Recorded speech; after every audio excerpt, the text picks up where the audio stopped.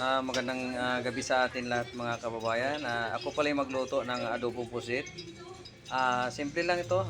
Yan ang natural na adobo lang. Ang ingredient nito ay bawang, may sibuyas, saka siyempre toyo. Pero hindi ko lang nilagay nito. Okay, gigisa na. Siyempre, gisa muna natin yung sibuyas mga kababayan. Ano? Sibuyas pa lang, bango na.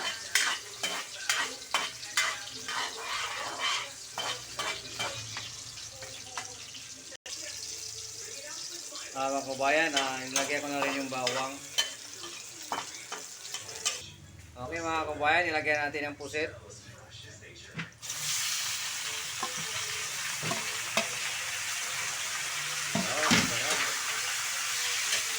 Mga kabayan, yung pusit pala, dapat huwag masyadong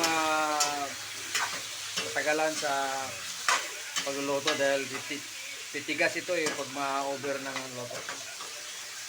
Yun. Siyempre, lagay natin ng tuyo. Yan ang ganda ng kulay. Yan ang nagkaroon ng parang siya yung bida dyan, yung tuyo. Saka kaunting bitsin.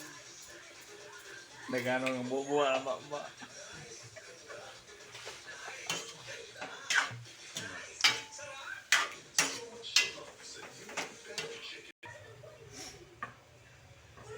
Damoy. Okay. Sama na. Mga kabayan, ilagay natin ng sili na green, mahaba. Tapos takpan natin ulit. Okay mga kabayan, luto ng ating pusit. Ready to eat na. Kakain na kami ngayon, mamaya konti. Ang ganda mga kabayan, no?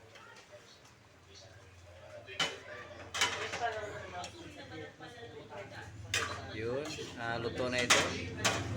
Sarap na ito. Tuloy, favorito ko tong adobong pusit talaga.